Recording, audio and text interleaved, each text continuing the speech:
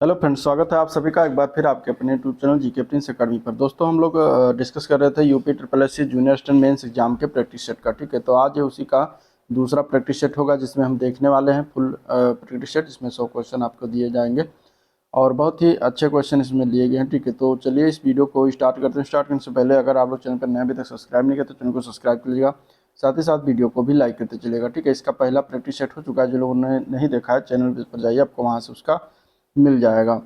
पहला question start करेंगे। सबसे पहले हम हिंदी का निम्नलिखित में से कौन सा शब्द कालवाचक अव्यय का उदाहरण है, इनमें से बताइए। क्या हो जाएगा इसका आंसर, इनमें से कौन सा शब्द कालवाचक अव्यय का उदाहरण है। कालवाचक अव्यय की बात करेंगे तो ये क्रिया के समय का बोध कराता है। तो यहाँ पे देखिए, यहाँ हो गया, ठीक है, दूर है, इधर उधर, तब। अब अगर इसमें देखें तो सिर्फ तब ऐसा शब्द है, ऐसा अव्यय है जो समय का बोध करा रहा है। ठीक है, अब हो गया, तब है, कभी हो गया, इसके अलावा पहले, बाद में, परसों, कल, ये सभी क्या है, कालवाचक अव्यय होते हैं। तो आंसर यहाँ क्या हो जाएगा, बी ऑप्शन इसका राइट हो जाएगा। अगला प्रश्न है, क्वेश्चन नंबर 2 है, निरक्षर का संधि विच्छेद क्या है। निरक्षर के संधि विच्छेद की बात करेंगे तो ये जो है व्यंजन संधि के अंतर्गत, सॉरी, विसर्ग संधि के अंतर्गत आता है। मतलब निह प्लस अक्षर हो जाता है और यहाँ पे अगर देखें तो यहाँ अक्षर होगा। ठीक है, निह प्लस अक्षर हो जाता है, तो इस तरीके से आंसर यहाँ पे बी ऑप्शन हो जाएगा। ठीक है, निह प्लस अक्षर हो जाएगा, जो कि विसर्ग संधि का उदाहरण है। आंसर बी पार्ट करेक्ट है। क्वेश्चन नंबर 3, निम्नलिखित वाक्यों में से कौन सा शुद्ध वाक्य है। छोटी उम्र शिक्षा पाने के लिए होती है, इसके अलावा है छोटी उम्र शिक्षा लेने के लिए है, छोटी उम्र ही शिक्षा ग्रहण करने के लिए है। सभी वाक्य शुद्ध हैं। इसमें से बताना कौन सा वाक्य शुद्ध है। अब इसमें से शुद्ध वाक्य की बात करेंगे तो ए पार्ट शुद्ध रूप से लिखा हो, बाकी सारे गलत हैं। छोटी उम्र शिक्षा पाने के लिए होती है। क्वेश्चन नंबर 4, न करने योग्य वाक्यांश के लिए एक शब्द क्या होगा। न करने योग्य, इसको हम एक शब्द में क्या कहेंगे। तो यहाँ पे अगर हम देखेंगे क्वेश्चन नंबर 4 का आंसर, तो ए पार्ट हो जाएगा अकरणीय। क्या हो जाएगा, अकरणीय। न करने योग्य अकरणीय होगा। जो कहने योग्य हो उसको हम कहते हैं कथनीय, जो न कहने योग्य हो उसको हम कहते हैं अवाच्य। तो यहाँ पर आंसर क्या है, ए पार्ट इसका राइट है। चलिए अगले प्रश्न की बात करते हैं। बात करने वाले हैं यूपी ट्रिपल एस सी राजस्व लेखपाल एग्जाम 2026 की बेस्ट बुक के बारे में, जो कि उत्तर प्रदेश चक्षु प्रकाशन की है। ठीक है, और ये उत्तर प्रदेश राजस्व लेखपाल के लिए 2026 के लिए मुख्य संपूर्ण स्टडी गाइड निकाला गया है, जिसमें आपका जो नया सिलेबस है उस सिलेबस के अनुसार इसमें चीज़ों को संकलित किया गया है। ठीक है, भाग 1 में जीएस है तो जीएस की पोर्शन है। इसके बाद फिर इसमें आ जाता है भाग 2 में कंप्यूटर, भाग 3 में उत्तर प्रदेश से संबंधित 20 क्वेश्चन है। तो इस तरीके से आपका ये निकाला गया। इसमें 3 सॉल्व पेपर दिए गए हैं। ठीक है, 2000 प्लस इसमें क्वेश्चन आंसर हैं। तो ये बुक जो है आपके लिए हेल्पफुल हो सकता है अगर आप राजस्व लेखपाल की तैयारी कर रहे हैं। साथ ही साथ अगर हम बात करेंगे चक्षु की यूपी लेखपाल की परीक्षा के लिए जो है स्टडी गाइड, प्रैक्टिस सेट और सब्जेक्ट वाइज बुक्स भी आती हैं, तो जिसे लेकर आप अपनी तैयारी को और मजबूत कर सकते हैं। कुछ इस तरीके से है, आपको अगर परचेज करना है तो ऑनलाइन जाके परचेज कर सकते हैं या बुक स्टोर के माध्यम से परचेज कर सकते हैं। 5वां नंबर क्वेश्चन है, स्पर्श व्यंजन कंठ ध्वनि अघोष महाप्राण ध्वनि, ये जो है तीनों, इनमें से कौन सा ऐसा वर्ण है जो इन तीनों को जो है व्यक्त करता है, ये बताना है। Question number 5। ठीक है, चलिए इसके अगर हम आंसर की बात करेंगे तो क्वेश्चन नंबर आंसर क्या हो जाएगा इसका, क्वेश्चन 5 का आंसर तो ये हो जाएगा खा, सी पार्ट हो जाएगा। खा वर्ण जो है, खा ध्वनि जो है, ये क्या है, स्पर्श व्यंजन है, कंठ ध्वनि है, अघोष के अंतर्गत आती है और अल्प प्राण महाप्राण ध्वनि के अंतर्गत आता है। ठीक है, स्पर्श व्यंजन, कंठ ध्वनि, अघोष और महाप्राण ध्वनि क्या है, खा है। और स्पर्श व्यंजन, कंठ ध्वनि, अघोष और अल्प प्राण ध्वनि हो जाएगा का। ठीक है, महाप्राण होगा ख, अल्प प्राण का हो जाएगा। तो ये चीज़ें हो गई। चलिए क्वेश्चन नंबर 6, अविलंब और अवलंब। अविलंब समश्रुति भिन्नार्थक शब्द का अर्थ क्या होगा, इन दोनों का अर्थ बताना हमें, अवलंब और अविलंब का। तो देखिए अवलंब की बात करेंगे तो अवलंब मतलब सहारा देना होता है और अविलंब मतलब शीघ्र होता है। तो सहारा और शीघ्र इसका राइट आंसर हो जाएगा, जो कि बी पार्ट में दिया गया है। तो बी पार्ट इसका करेक्ट हो जाएगा। ठीक है, बी पार्ट क्या हो जाएगा, इसका करेक्ट हो जाएगा। अगले क्वेश्चन की तरफ चलते हैं। क्वेश्चन नंबर 7, निम्नलिखित में से कौन सा विकल्प सही विलोम शब्द है। इसमें से विलोम शब्द बताना यहाँ पे कौन सा हो जाएगा। ठीक है। क्वेश्चन नंबर 7 में सही विकल्प जो है संकल्प का सही विलोम शब्द इसमें क्या है, संकल्प का विलोम शब्द बताना है क्वेश्चन नंबर 7 में। तो यहाँ पे आंसर हो जाएगा इसका बी पार्ट, संकल्प का विलोम विकल्प होता है। ठीक है, संकल्प का विलोम क्या होता है, विकल्प होता है, बी पार्ट हो जाएगा। अवसर का विलोम क्या होता है, अनअवसर होता है, अन अवसर होता है। ठीक है, अन अवसर होता है। और इसके अलावा विशिष्ट का विलोम होता है सामान्य। इसके अलावा स्वीकार का विलोम होता है अस्वीकार, अस्वीकार। तो इस तरीके से विलोम हो गया। चलिए अगला प्रश्न है, रामचरितमानस में सबसे बड़ा कांड कौन सा इनमें से, सबसे बड़ा कांड इसमें से देखा जाए तो बाल कांड होगा, आंसर ए पार्ट हो जाएगा। ठीक है, रामचरितमानस में कुल कितने कांड हैं, तो 7 कांड है। 7 कांड में अगर हम बात करेंगे तो बाल कांड सबसे बड़ा कांड है। ठीक है, ये आरंभ होता है बाल कांड से ही। रामचरितमानस में बाल कांड सबसे बड़ा, इसमें जो है 361 दोहे हैं। और सबसे छोटा अगर कांड पूछा जाएगा तो किष्किंधा कांड, जिसमें 30 दोहे मात्र हैं। पिता भक्ति शब्द का शुद्ध रूप पितृभक्ति होगा, इसमें किस प्रकार की अशुद्धि है ये बताना। क्वेश्चन नंबर 9, तो देखिए पिता भक्ति में समास अशुद्धि है। पिता भक्ति का शुद्ध शब्द पितृभक्ति होता है, पितृभक्ति का समास विग्रह होता है पिता के प्रति भक्ति, यहाँ तत्पुरुष समास होता है। तो इस तरीके से आंसर क्या है, सी ऑप्शन हो जाएगा। इसमें कौन सा प्रकार की अशुद्धि है, तो समास प्रकार की अशुद्धि है, आंसर सी ऑप्शन इसका राइट है। क्वेश्चन नंबर 10, क्वेश्चन नंबर 10 है, सप्तर्षि में समास कौन सा है, सप्तर्षि में शब्द में समास बताना है कि इसमें समास कौन सा है। क्वेश्चन नंबर 10 की अगर बात करेंगे तो इसमें द्विगु समास है, क्योंकि यहाँ पे शब्द दृश्य में क्या होता है, संख्या आ जाता है। तो संख्याओं की जब बात किया जाएगा तब द्विगु हो जाएगा। तो करेक्ट आंसर क्या हो जाएगा, बी ऑप्शन इसका राइट है। चलिए क्वेश्चन नंबर 11, सम, पर और वी, ये जो है सभी उपसर्ग किस श्रेणी में आते हैं, मतलब ये 3 उपसर्ग जो दिए गए हैं सम, पर और वी, ये सभी किस प्रकार के उपसर्ग के श्रेणी में आते हैं, तो संस्कृत के उपसर्ग हैं, आंसर यहाँ पे बी ऑप्शन इसका राइट है। मिठास शब्द में निम्नलिखित में से किस प्रत्यय का प्रयोग किया गया है।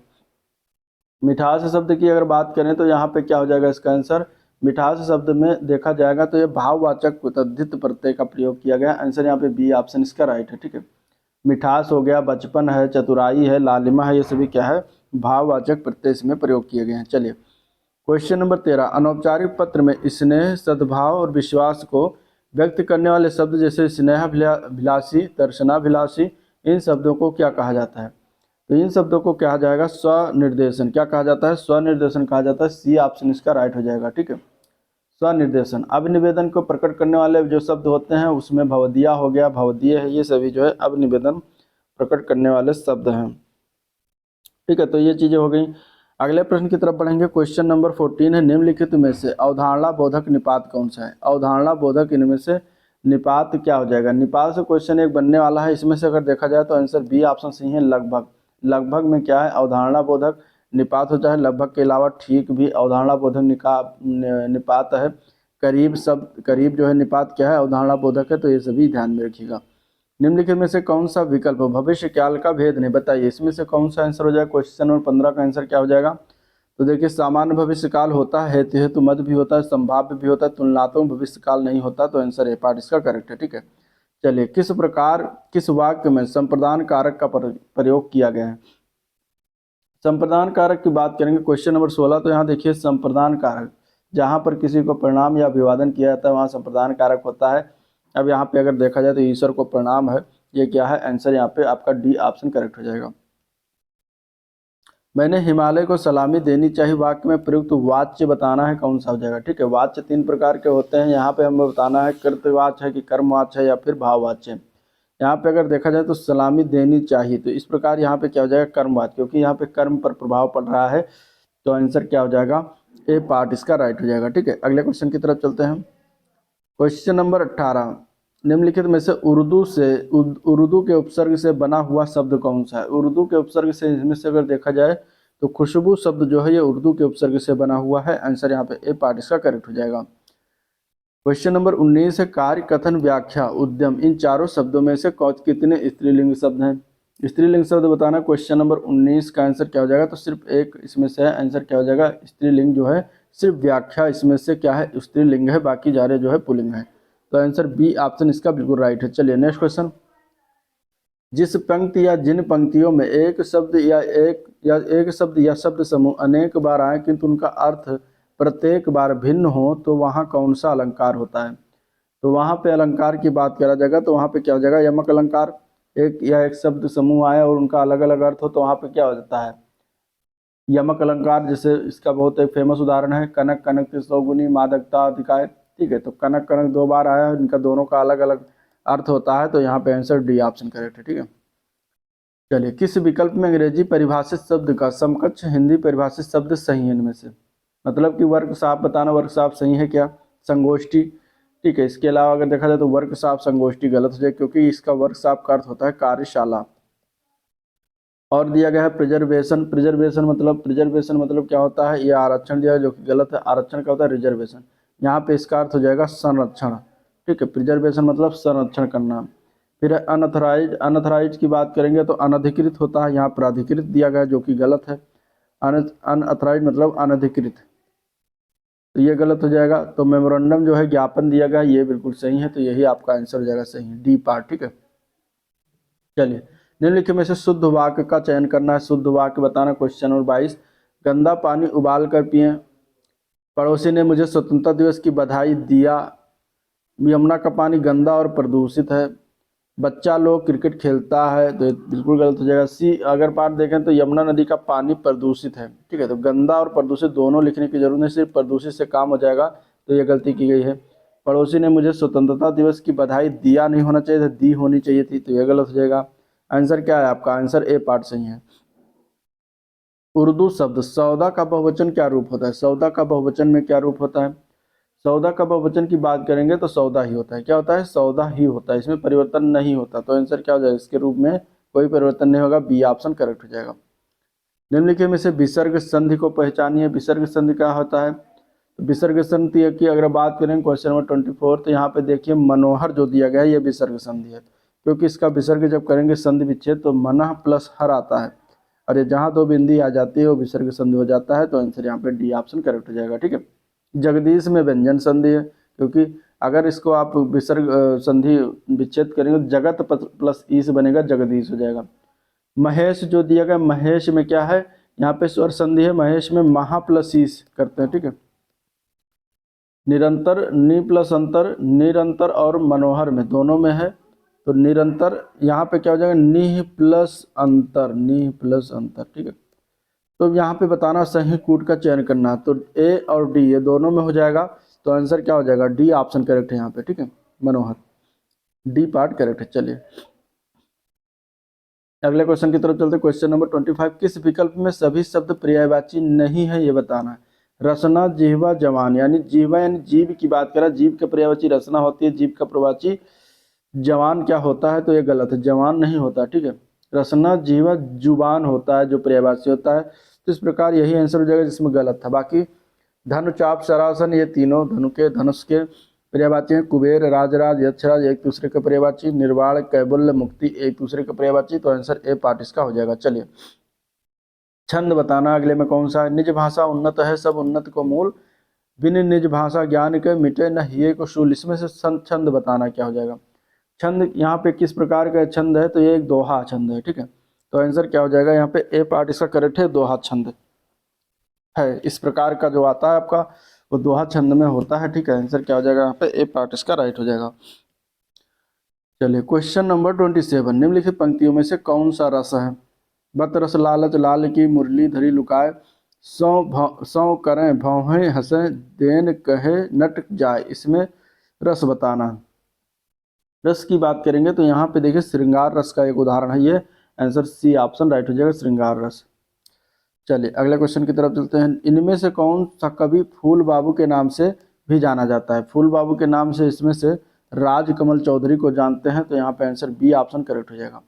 सुमित्रा नंदन पंत को सुकुमार कवि, प्रकृति का सुकुमार कवि सुमित्रा नंदन पंत को कहा जाता है। ठीक है, चलिए, निम्नलिखित में से कौन सी रचना जयशंकर प्रसाद की इनमें से नहीं है। जयशंकर प्रसाद की रचनाओं में अगर देखा जाए क्वेश्चन नंबर 29, तो प्रेम सरोवर इनकी रचना नहीं है। प्रेम सरोवर किसकी रचना है, भारतेंदु हरिश्चंद्र की। ठीक है, भारतेंदु हरिश्चंद्र की रचना क्या है, प्रेम सरोवर, तो आंसर सी ऑप्शन राइट है बिल्कुल। नेक्स्ट क्वेश्चन, क्वेश्चन नंबर 30, निम्नलिखित में से सूची 1 को सूची 2 से मिलान करना है। पंच परमेश्वर किसके द्वारा लिखित है, क्वेश्चन नंबर 30 का अगर देखेंगे पंच परमेशन लिखा गया है महादेवी वर्मा द्वारा। तितली किसके द्वारा लिखा गया है? तितली की बात करेंगे तो तितली लिखा है सुमित्रा नंदन पंत ने। स्मृति रेखाओं की बात करेंगे तो जयशंकर प्रसाद जी के द्वारा लिखा गया। और कला और बूढ़ा चांद ये प्रेमचंद जी के द्वारा लिखित है। तो यहाँ पे आंसर सी ऑप्शन इसका हो जाएगा। चलिए, आपको एक प्रश्न और कुछ कथन दिए गए हैं, पहचान कीजिए कौन सा कथन प्रश्न उत्तर देने के लिए पर्याप्त है। प्रश्न है विशाल का अरीमा से क्या संबंध है? ये आपका आ गया रीजनिंग क्वेश्चन, ठीक है। तो आप लोग रीजनिंग करिएगा जिस तरीके से है, ठीक है। देख लीजिए, आप लोग इसको करिएगा। हम चलते हैं जीएस की तरफ। पहला क्वेश्चन है जीएस का कि हिंदी की association of America, Hindi association of America की स्थापना जो है किसने किया? हिंदी एसोसिएशन ऑफ अमेरिका की स्थापना की बात करें क्वेश्चन नंबर 46 का, तो यहाँ पे आंसर क्या हो जाएगा? ए पार्ट हो जाएगा, बसंत कुमार ने किया था। किसने किया था? बसंत कुमार ने किया था, ठीक है। आंसर क्या हो जाएगा? ए पार्ट करेक्ट हो जाएगा। चलिए, निम्नलिखित में से कौन सा भारतीय राज्य बांग्लादेश को नहीं स्पर्श करता? भारत और बांग्लादेश सीमा रेखा की लंबाई लगभग कितनी है? 4096 किलोमीटर है। और यहाँ पे अगर हम देखेंगे तो बांग्लादेश की सीमा स्पर्श करने वाले 5 भारतीय राज्य हैं, पश्चिम बंगाल, असम, मेघालय, त्रिपुरा और मिजोरम। यहाँ पे मणिपुर जो है टच नहीं करता बांग्लादेश को। तो आंसर ए पार्ट इसका राइट हो जाएगा। निम्नलिखित में से कौन सा सुमेलित नहीं है? बृहत्तम ताजे जल की झील क्या उलर झील है? बृहत्तम खारे जल की झील सांभर झील, ताजे जल की झील यानी हिमानी निर्मित जो है रेणुका झील है क्या? तो यही गलत हो जाएगा, सी पार्ट ये गलत है, क्योंकि भारत की ताजे जल की झील जो हिमानी निर्मित है वो उलर झील है, ना कि रेणुका झील, ठीक है। तो यही हो जाएगा। राजस्थान के उदयपुर स्थित मीठे जल की झील देवर झील है। बाकी सारे सही हैं, आंसर सी ऑप्शन गलत है। चलिए, अगले प्रश्न में भी हमें बताना है कि कौन सा इसमें से सुमेलित नहीं है। रसायन विज्ञान के जनक कौन है? लेबोजियर, ठीक है, लेबोजियर हैं। इसके बाद आते हैं प्राकृतिक वर्ण सिद्धांत के प्रतिपादक, तो चार्ल्स डार्विन हो गए। हिपैरिन नामक प्रोटीन का उत्पादन वृक्ष से होता है क्या? तो गलत है। हिपैरिन नामक प्रोटीन का उत्पादन जो होता है ये फेफड़े और यकृत में होता है, यानी कि लीवर में होता है। तो यही आंसर हो जाएगा। हाइड्रोफोबिया रोग होता है विषाणु प्रकार का। चलिए, निम्न में से कौन विदेशी मुद्रा बाजार का प्रकार? निम्न में से विदेशी मुद्रा बाजार के प्रकारों की बात करेंगे तो फॉरवर्ड मार्केट होता है, स्वैप मार्केट भी होता है, ठीक है, विकल्प मार्केट भी होता है, रिस्क मार्केट नहीं होता विदेशी मुद्रा के अंतर्गत। ये विदेशी मुद्रा बाजार के प्रकारों में spot market, forward market, future market, वायदा बाजार आते हैं, लेकिन ये रिस्क मार्केट नहीं आता। चलिए, निम्नलिखित में से कौन सा मानक किसी जल स्रोत के जल में घुली ऑक्सीजन मात्रा को दर्शाता है? तो क्या नंबर का आंसर क्या हो जाएगा? सी पार्ट हो जाएगा, जैविकीय ऑक्सीजन मांग होती है, बीओडी इसको कहता है। ठीक है, बीओडी जो होता है ये क्या होता है?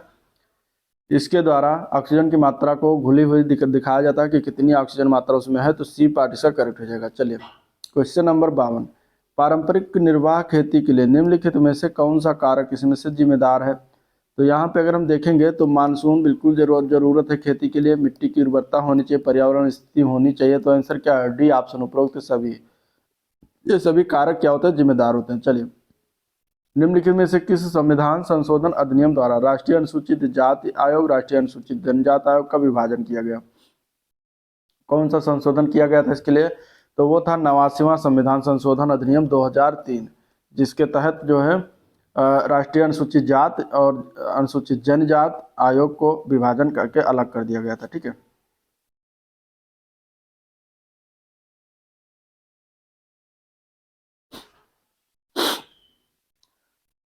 निम्नलिखित में से सही सुमेलित नहीं इनमें से।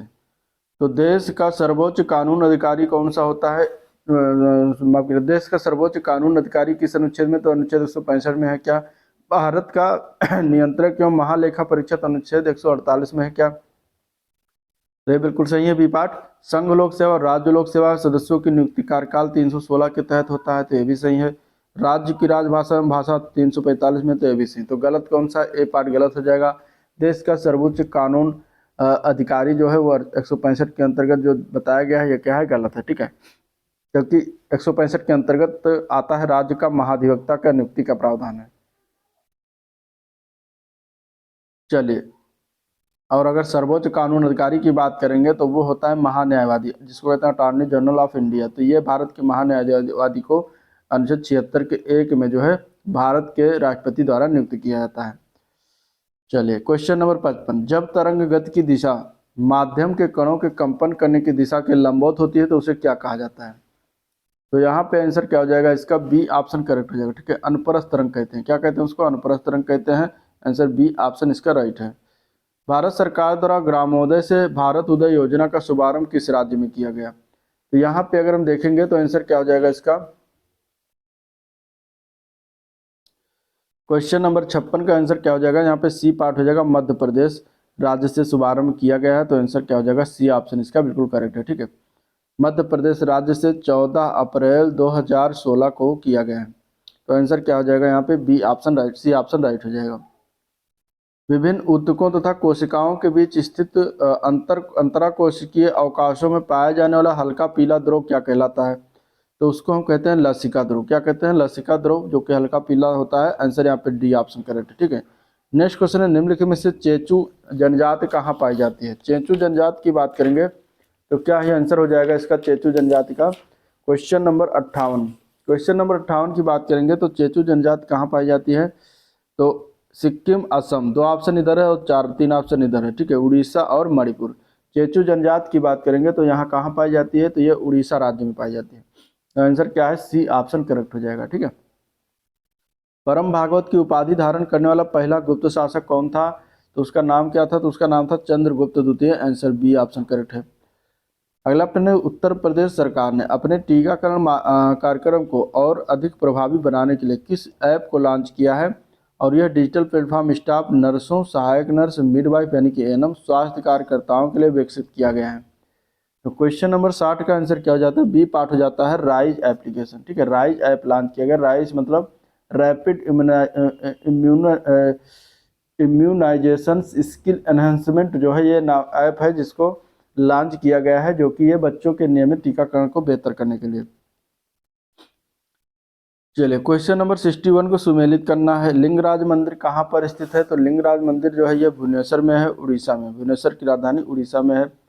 सूर्य मंदिर की बात करेंगे तो मोढेरा गुजरात में है। ठीक है, और कंदरिया महादेव मंदिर इनमें से खजुराहो हो जाएगा, मध्य प्रदेश। जगन्नाथ मंदिर की बात करेंगे तो ये पूरी उड़ीसा हो जाएगा।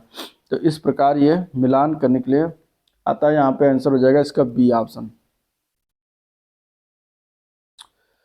चलिए क्वेश्चन नंबर 62, निम्नलिखित में से कौन सी राष्ट्रपति की कार्यकारी शक्ति नहीं है? इनमें से राष्ट्रपति की कार्यकारी शक्ति की बात करेंगे क्वेश्चन नंबर 68, तो आंसर हो जाएगा ए पार्ट। ठीक है, वह प्रत्येक नए चुनाव के बाद हर साल संसद के पहले सत्र को संबोधित करता है। ठीक है, तो ये क्या है? इसकी शक्ति नहीं होती है राष्ट्रपति की। बाकी वो अपने द्वारा नियुक्त प्रशासकों के माध्यम सीधे केंद्र शासित प्रदेशों का प्रशासन करता है। तो ये इसकी शक्ति है। वो अटॉर्नी जनरल को नियुक्त करता है, बिल्कुल अनुच्छेद 76(1) के तहत। वो भारत सरकार के सभी शासन संबंधी कार्य उनके नाम पर किए जाते हैं। तो ये भी सही है। तो आंसर क्या हो जाएगा? ए पार्ट हो जाएगा। नेक्स्ट क्वेश्चन, सूची 1 को सूची 2 से मिलाना है। सूर्य का सबसे निकटतम ग्रह कौन सा है? तो सूर्य का सबसे निकटतम ग्रह हो जाएगा बुध। ठीक है, और यहाँ पे देखें सबसे चमकीला या सबसे गर्म ग्रह तो हो जाएगा शुक्र। आगे ऑप्शन में होगा, यहाँ पे देखें सौरमंडल का सबसे बड़ा ग्रह तो हो जाएगा बृहस्पति। ठीक है, और लाल ग्रह की बात करेगा तो मंगल। तो इस प्रकार आंसर क्या हो जाएगा? सी ऑप्शन इसका राइट हो जाएगा। चलिए, अभी हाल ही में दो धरोहर स्थलों को शांति निकेतन और होयसल के पवित्र मंदिर समूह को यूनेस्को की विश्व धरोहर सूची में सम्मिलित किया गया। ये दोनों धरोहर स्थल क्रमशः भारत के कौन कौन से राज्यों में है? तो शांति निकेतन जो है ये पश्चिम बंगाल में है, और होयसल के पवित्र मंदिर ये कर्नाटक में पड़ता है। तो आंसर क्या हो जाएगा? यहाँ पर डी ऑप्शन करेक्ट है। चलिए, नारी शक्ति वंदन अधिनियम 2023 भारत की संसद में पारित हुआ। यह संसद के समक्ष किस संविधान संशोधन विधेयक के तहत लाया गया है?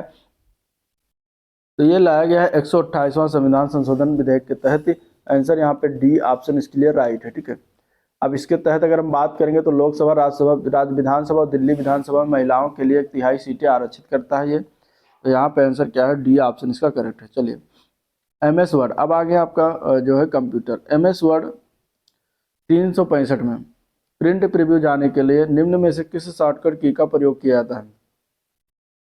तो इसके लिए प्रयोग करते हैं Ctrl+Alt+I।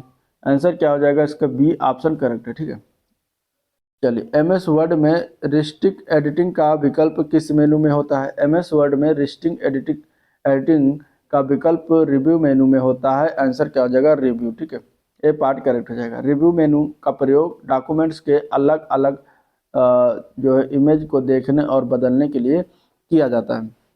चलिए, डॉट मैट्रिक्स प्रिंटर का दूसरा नाम क्या है? डॉट मैट्रिक्स प्रिंटर का दूसरा नाम होता है इम्पैक्ट प्रिंटर। क्या नाम है? Impact printer. Answer A part इसका करेक्ट हो जाएगा। और पेज प्रिंटर का दूसरा नाम होता है लेजर प्रिंटर। क्या होता है? Laser printer. तो ये दोनों नाम आप याद रखिएगा। चलिए, निम्न में से क्या फ्लॉपी डिस्क का हिस्सा नहीं? इनमें से फ्लॉपी डिस्क का हिस्सा की बात करेंगे तो एक्चुएटर जो है ये फ्लॉपी डिस्क का हिस्सा नहीं होता। आंसर क्या हो जाएगा? ए पार्ट इसका करेक्ट हो जाएगा। ठीक है, फ्लॉपी डिस्क के भाग पेपरिंग होता है, मैग्नेटिक डिस्क होता है, इंडेक्स होल होता है, डिस्केट होता है, हब होता है, लेबल होता है, एरिया एक्सेस विंडो, ये सभी होता है। ठीक है, एक कंप्यूटर प्रोग्राम जो पूरे प्रोग्राम को एक बार में एक ही मशीनी लैंग्वेज में परिवर्तित कर देता है उसको क्या कहते हैं? तो ऑप्शन यहाँ पे देख सकते हैं। उसको क्या कहेगा? कंपाइलर कहा जाएगा या फिर कमांडर कहा जाएगा। तो उसको कहा ही जाता है कंपाइलर। ठीक है, कंपाइलर का काम ही मशीनी लैंग्वेज को चेंज करना। तो आंसर क्या है? मशीनी लैंग्वेज में चेंज करना कंपाइलर काम है। आंसर ए पार्ट हो जाएगा। निम्नलिखित में से क्या एक कंप्यूटर वायरस नहीं है बल्कि मूल रूप से कंप्यूटर लैंग्वेज है? तो यहाँ पे अगर देखा जाए क्वेश्चन नंबर 71 तो आंसर ए पार्ट हो जाएगा, वो पाइथन होता है। ठीक है, पाइथन जो है कंप्यूटर वायरस ना होकर बल्कि ये मूल रूप से कंप्यूटर लैंग्वेज है। बाकी सारे जो है क्या है? जो है वायरस है। चलिए, जब कोई हमलावर किसी कंप्यूटर को रीसेट या रिबूट करने के लिए बाध्य करता है तो फिर रैम में बचे हुए किसी भी डेटा को चुरा लेता है तो उसे किसके अटैक के रूप में जाना जाता है? तो उसको हम जानते हैं कोल्ड बूट के अटैक में के रूप में। आंसर यहाँ पे डी ऑप्शन राइट है। चलिए, क्वेश्चन नंबर 73 है विंडोज के operating system. Windows operating system के बारे में निम्नलिखित में से कौन सा कथन गलत है? तो क्वेश्चन नंबर 73 का आंसर हो जाएगा डी पार्ट। इसमें दो या अधिक उपयोगकर्ता एक साथ काम कर सकते हैं। तो ये गलत है। बाकी ये GUI का समर्थन करता है। ये बूटिंग प्रक्रिया के बाद विंडोज OS पर दिखाई देने वाली पहली स्क्रीन को डेस्कटॉप कहा जाता है। ये एक मल्टीटास्किंग ऑपरेटिंग सिस्टम है भी सही है। तो आंसर हो जाएगा डी ऑप्शन। निम्नलिखित में से कौन सा एक लाइन प्रिंटर का उदाहरण? इनमें से लाइन प्रिंटर की बात करेंगे तो चेन प्रिंटर जो होता है लाइन प्रिंटर का उदाहरण। आंसर यहाँ पे डी ऑप्शन हो जाएगा। अगला प्रश्न चलते हैं। जब आप एक कॉलम चुनते हैं तो और SMS एक्सेल में एक ही समय पर कंट्रोल शिफ्ट और प्लस दबाते हैं तो क्या होता है? तो उस समय जो है क्या होता है? चयनित कॉलम से पहले एक नया कॉलम खुल जाता है। आंसर यहाँ पे सी ऑप्शन इसके लिए राइट हो जाएगा। कंप्यूटर में सबसे तेज हार्डवेयर डिवाइस क्या होता है? कंप्यूटर में सबसे तेज हार्डवेयर डिवाइस की बात करेंगे तो प्रोसेसर होता है। आंसर डी ऑप्शन राइट है। अगले प्रश्न की तरफ चलते हैं। ठीक है, 77 नंबर क्वेश्चन है कि इनमें से कौन से एक सेकेंडरी विंडो है जो यूजर को कमांड परफॉर्म करने यूजर से प्रश्न पूछने या यूजर को जानकारी प्रदान करने की अनुमति देता है? तो इसमें से क्या हो जाएगा? तो वो होता है डायलॉग बॉक्स। आंसर क्या हो जाएगा इसका? डी ऑप्शन करेक्ट है, डायलॉग बॉक्स। ठीक है, MS वर्ड में Ctrl+डाउन एरो का उपयोग किस लिए किया जाता है? Ctrl+डाउन एरो की बात करेंगे तो 78 का पार्ट हो जाएगा ए पार्ट, कर्सर को एक पैराग्राफ नीचे पहुंचाने के लिए। तो आंसर ए पार्ट करेक्ट है। लैन नेटवर्क में किसी क्लाइंट को वायरलेस कनेक्टिविटी उपलब्ध करवाने हेतु निम्न में से कौन सी डिवाइस का प्रयोग होता है? तो लैन मतलब लोकल एरिया नेटवर्क जिसका फुल फॉर्म है। तो इसमें वायरलेस नेटवर्क एडेप्टर का प्रयोग किया जाता है। आंसर ए पार्ट करेक्ट हो जाएगा। ठीक है, निम्नलिखित में से कौन सा गलत है इसमें से कथन? तो 80 नंबर क्वेश्चन की बात करेंगे तो सी पार्ट हो जाएगा। इसमें रैम CPU चिप का एक एकीकृत भाग होता है। तो ये गलत है। बाकी कंट्रोल यूनिट एक प्रोसेसर के काम को निर्देश करती है। ठीक है, CPU की अपनी स्टोरेज जो यूनिट होती है जिसे रजिस्टर कहते हैं। EPROM एक रीड और राइट मेमोरी है। तो ये भी सही है। गलत वाला सी पार्ट है तो सी पार्ट गलत हो जाएगा। चलिए, अब यूपी स्पेशल देख लेते हैं। फर्रुखाबाद किस मंडल के अंतर्गत आता है? फर्रुखाबाद जिला की बात करेंगे तो ये कानपुर मंडल के अंतर्गत आता है। और कानपुर मंडल के अंतर्गत 6 जिले आते हैं जिसमें कानपुर नगर, कानपुर देहात, औरैया, इटावा, कन्नौज और फर्रुखाबाद। ठीक है, इस प्रकार 6 जिले आते हैं। चलिए, उत्तर प्रदेश सोनभद्र जिले से कितने राज्यों की सीमा स्पर्श करती है? तो सोनभद्र जिले से अगर देखा जाएगा तो टोटल 4 राज्यों की सीमा स्पर्श करती है। ठीक है, मध्य प्रदेश, छत्तीसगढ़, झारखंड और बिहार। तो आंसर क्या है यहाँ पे? सी ऑप्शन राइट है। उत्तर प्रदेश के मेरठ और बागपत में किस प्रजाति के आम का उत्पादन किया जाता है? तो यहाँ पे आंसर क्या हो जाएगा, मेरठ और बागपत में रटोल जो प्रकार का आम है, रटोल प्रजाति आम है, वो कहाँ पर, मेरठ में और बागपत में इसका उत्पादन किया जाता है। चलिए, उत्तर प्रदेश पर्यावरण निदेशालय का गठन कब किया गया?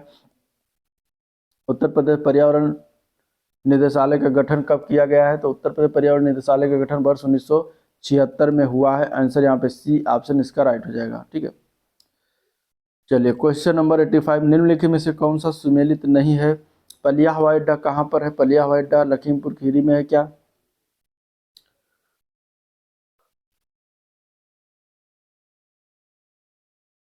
चलिए 85 में धनीपुर हवाई अड्डा अलीगढ़ में है। म्योरपुर हवाई अड्डा कहाँ पर है?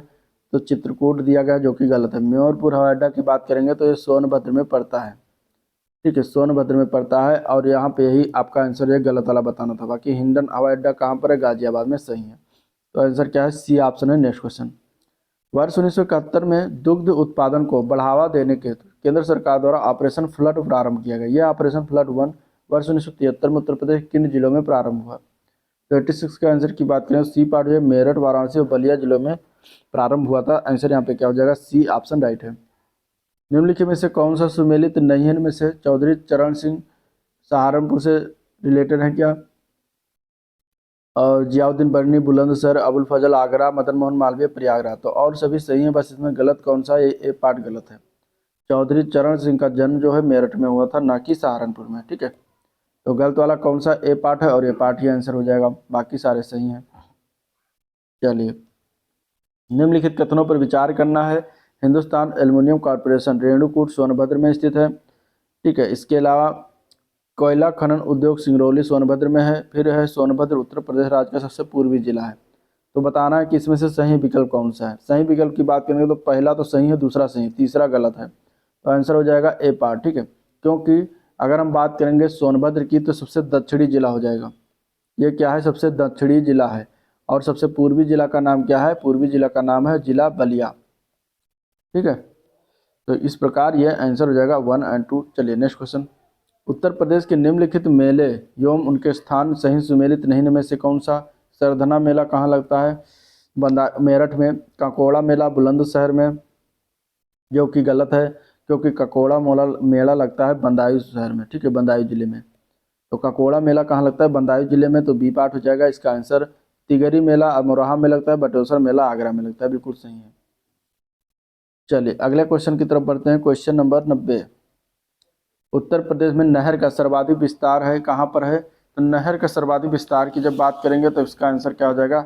सी पार्ट हो जाएगा। पश्चिमी उत्तर प्रदेश में सर्वाधिक विस्तार है नहर का।